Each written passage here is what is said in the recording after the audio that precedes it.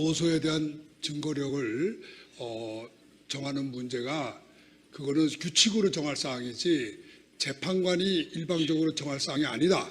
규칙 제정 절차를 거쳐야 된다고 제가 주장했습니다. 그러니까 전체적으로 저는 재판관님이 말씀하시는 거 하나하나에 다 이의를 제기할 수 없기 때문에 말씀을 안 했지만 저는 강일원 재판관이 개인 독단으로 규칙을 제정하는 어떠한 것에 대해서도 저는 인정하지 않습니다. 그거는 포괄적 이의입니다. 그리고 아까도 이야기했지만 어떤 그 중거법 문제를 무슨 마치 무슨 민사법이 준용되는 것처럼 이렇게 말씀하시는데 전혀 법적 근거가 없어요.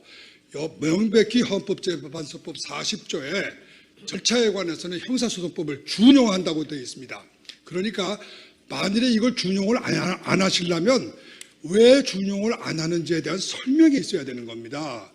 법률에 명백히 준용한다고 되어 있는데 나는 해석이 틀리다. 그러니까 준용 안 하겠다. 이거는 어디에 그런 근거가 김평우 있습니까? 변호사님 그러니까 답변을 드리겠습니다. 지금 강일호 재판관이 지금까지 하신 건 전부 법률에 위반된 건데 그거를 마치 대표 변호사가 동의했으니까 넘어가겠다. 그거는 법률을 오해하신 거예요. 법률에 위반되는 행동은 판사도 할 수 없는 겁니다. 했더라도 그건 무효예요. 답변을 드리겠습니다. 그 헌법재판소법 40조에는 형사소송법을 준용한다고 되어 있습니다. 그리고 헌법재판은 헌법재판의 성질에 맞게 적용을 합니다. 그래서 저희들이 매일 재판관 회의를 거쳐서 이 절차나 진행이나 모든 것에 대해서 회의를 하고 진행을 하고 있습니다.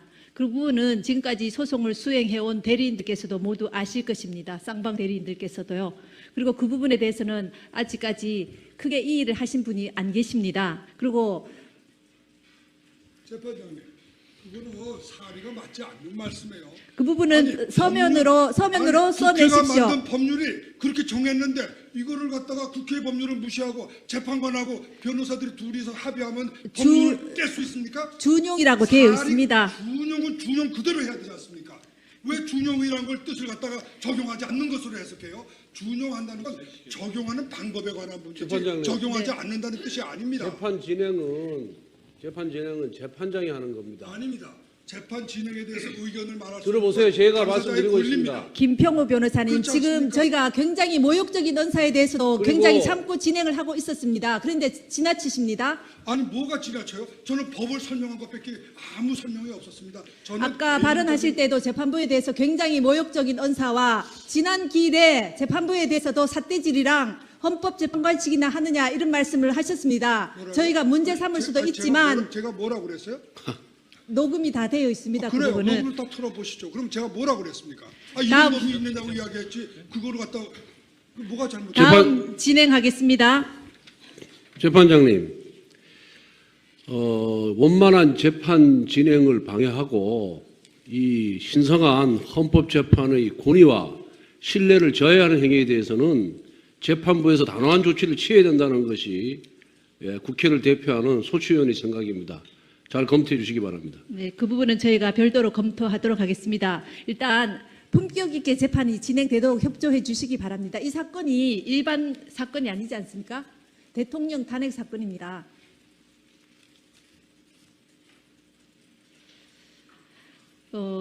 그리고 아까 여러 가지 편파적이다, 공정하지 않은 재판이다 이렇게 말씀을 하셨는데요.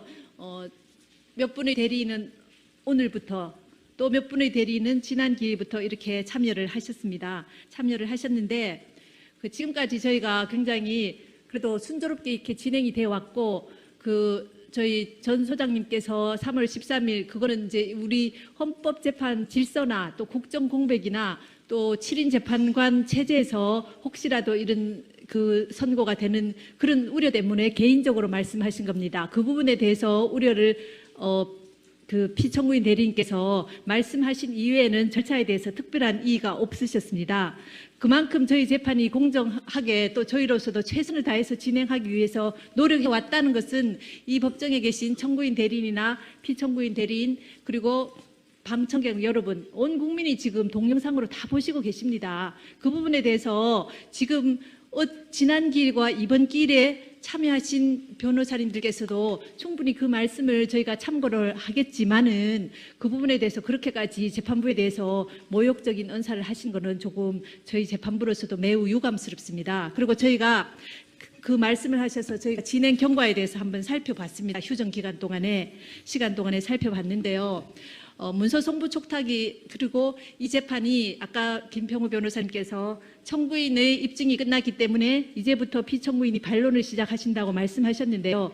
준비기일부터 쌍방의 공이 똑같은 변론의 기회가 주어졌습니다. 그래서 청구인과 피청구인 쌍방에서 모두 주장과 입증을 같이 해 오셨습니다. 맞으시죠? 피청구인 대리인 그거 부인하실 분 안 계시죠? 그래서 문서 송부 촉탁 신청이 총 11건이 직권으로 한 것 외에 11건이 채택이 됐습니다. 청구인 신청 5건, 피청구인 신청 6건. 그 다음 사실조회가 70건 이루어졌습니다. 회신을 받았습니다. 직권으로 1건, 청구인 신청 1건, 피청구인 쪽에서 68건 신청해서 회신을 모두 받았습니다. 그 다음 증인 신청 여부에 대해서 보겠습니다. 증인 채택이 총 38명이 이루어졌습니다. 쌍방 청구인, 피청구인 쪽에서 공통으로 신청하신 증인이 3명입니다. 청구인 측에서 신청한 증인이 9분입니다. 피청구인 쪽에서 신청해서 채택된 증인이 26명입니다. 그리고 저희가 이 재판을 진행하면서 쌍방에 항상 이 여러 가지 의견을 묻고 조율하고 해왔습니다. 그래서 2월 1일 제가 재판장이 되어서 처음에 이중환 변호사님께 대표 대리인께 더 이상 신청하실 증거가 없으십니까? 여쭤봤죠. 더 이상 없다. 그건 언론 보도에도 있습니다. 더 이상 신청하실 증거가 없다 해서 제가 다 재차 여쭤봤습니다. 신청하실 증거가 없습니까? 없습니다. 현재로서는 없습니다. 그렇게 말씀을 하셨습니다. 그런데도 그리고 저희는 신청하시는 증인이 이제 더 이상 없는가 보다 이렇게 생각을 했습니다. 피청구인 쪽에서. 그거 다 아시죠? 피청구인 대리인들도. 그랬는데 16명의 증인에 대해서 또 최소원 안종범 씨에 대해서는 이미 신문이 한번 이루어진 증인인데도 또 신청을 하셨습니다. 그래도 저희는 이 사건이 그만큼 중요한 재판이고 우리나라에서 정말 대리인께서 말씀하신 것처럼 이 100년에 한번 나올까 말까 다시는 있어서는 안 될 재판 아니겠습니까?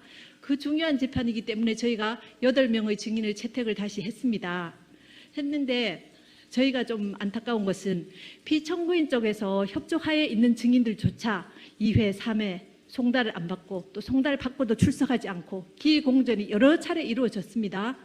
그리고 안봉근 증인의 경우에는 대동하시겠다 해놓고 또 기일을 공전시키셨습니다. 그리고 김기춘 증인에 대해서도 출석 안 하시면 철회하시겠다고 하셨습니다. 2번 기일을 드렸고요. 그런데도 불구하고 또 철회를 안 하시고 또 기일을 잡아달라 이렇게 하셨습니다. 그러니까 이것이 이 재판의 진행 과정입니다. 그리고 항상 이 장시간 이 법률적인 부분이나 이런 부분에 대해서도 충분히 이 변론할 기회를 드렸습니다. 그리고 저희가 막무가내로 뭐 증거를 채택을 안 하거나 보신 바와 같이 요청하신 부분에 대해서는 정말 불필요하다는 부분 외에는 증거를 모두 채택을 했습니다.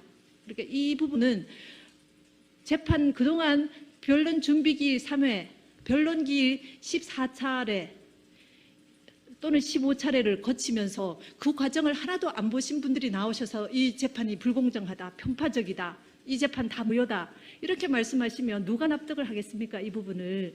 그러니까 저희로서는 그 부분이 매우 유감스럽고요. 이 재판에 대해서 함부로 그렇게 말씀을 하시면 안 될 것 같습니다. 그리고 주심 재판관님께서 증인 질문이나 이런 것들을 편파적으로 하셨다 이렇게 말씀을 하시는데요. 그 과정도 지금까지 진행되어 온 과정을 모르시니까 그러신데 이 주심 재판관은 재판관 회의에서 논의된 사항을 중심으로 해서 이 재판을 주도적으로 이끌어 가시기 때문에 아까 말씀드린 것처럼 질문이 많으십니다. 그리고 그 피청구인 쪽에 그 비서관이나 이 행정관이나 또 그 같이 근무하셨던 분들이 신문에서도 보셨겠지만 다 모른다고 이렇게 답변을 하셨지 않습니까? 그렇기 때문에 혹시라도 알고 있는 사항이 있는지 재판부로서는 밝혀내야 될, 그래야지 실체적 진실이 발견되기 때문에 그 부분을 찾기 위해서 계속 또 질문을 여러 재판관님들이 하셨던 것이고요. 그리고 또 한 가지 저희 주심 재판관님께서 여러 번 말씀하셨습니다. 이 사건은 대통령 대한민국 국가원수이고 행정부 수반이신 대통령에 대한 탄핵 심판 사건입니다. 일반 형사 사건이 아닙니다. 그렇기 때문에 이 사건을 탄핵 심판에 맞게 주장하시고 증인 신문도 하시고 이렇게 하셔야 되는데 마치 형사 사건의 피고인인 것처럼 소송을 쌍방에서 좀 수행하신 측면이 없지 않아 있습니다. 물론 또 품격에 맞게 재판을 이렇게 수행해 오신 부분도 있지만 저희가 보기에 아쉽게도 그런 부분이 있어서 저희가 그래도 대통령 탄핵 심판 사건인데 이것을 그 부분에 맞게 모아서 진행해야 되지 않냐 싶어서 저희가 소송 지휘권을 행사한 부분들이 있습니다. 그 부분에 대해서는 다 이해를 하시리라고 생각이 되고요. 어떤 부분에 있어서는 정말 저희가 대통령 탄핵 심판 사건인데 약간 민망한 방향으로 이렇게 가는 이런 부분은 정말 안 맞지 않습니까? 그걸 모아가야 되는 부분이 있어서 저희가 그렇게 소송 지휘를 한 부분이 있는 것을 이해를 해 주셔야 될 것 같습니다. 그래서 일방적으로 재판부를 매도하시는 편파적이라고 이렇게 하시는 부분은 이 지금까지의 진행 경과나 이런 것들을 잘 모르시고 이렇게 하신 부분인 것 같습니다. 자꾸 되풀이하시는데 제가 한번 이야기를 하겠습니다. 그렇지 않습니다. 지금요, 이 사건이 형사 사건이 아닌 것처럼 이 사건은 민사 사건이 아닙니다. 민사 사건은 당사자 처분주의가 적용되고 있습니다. 그래서 당사자가 합의하면은 사실 문제라든가 또 절차 문제도 어느 정도는 그것이 법의 정신에 반하지 않는 한은 합의할 수가 있겠습니다. 그러나 이 사건은 헌법을 다루는 헌법소송입니다. 그렇기 때문에 처음부터 이거는 물론 형사재판은 아니지만 또 더군다나 민사재판하고는 거리가 아주 멉니다. 형사재판은 오히려 이 지금 소추된 사건들이 전부가 형사사건이 위주가 되어 있기 때문에 형사소송법을 적용하는 게 훨씬 맞습니다. 민사소송법은 이 사건하고는 전혀 상관이 없습니다. 오히려 이 사건은 헌법소송이기 때문에 헌법의 정신에서 저희가 다뤄야 되는 겁니다. 그런데 당사자 처분주의를 여기다 적용한다는 건 그거는 말이 안 된다고 저희가 당사자 처분주의 적용했다고 말씀드린 적이 없습니다. 아니죠.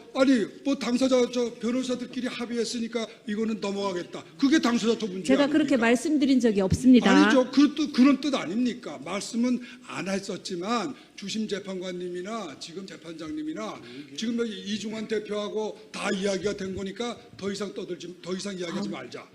그것이 변호사님, 처분주의지 뭡니까 그러면? 그건 오해가 있으시죠. 그러니까 형사재판에서도 증거 신청은 쌍방에서 하시지 않습니까? 아니, 헌법 문제에 대해서 이의를 제기하는 것이 시기에 늦은 공격방어 방법이다? 그거는 어느 법에도 근거가 없는 거예요. 시기에 늦은 공격방어 방법이라고 하는 건 민사소송에만 적용되는 겁니다. 형사사건에서도 적용되지 않습니다. 왜 그러냐면 피고인의 유리한 증거가 사후에 발견됐더라도 결심 단계에서 발견됐더라도 그 증거를 제출할 수 있는 기회가 주어져야 제가 되는 것이 인권의 기본 정신입니다. 그런데 시기에 늦었기 때문에 인권 침해한 것도 넘어가자 말이 되겠습니까? 그러니까 시기에 늦었기 때문에 헌법 문제도 다룰 수 없다.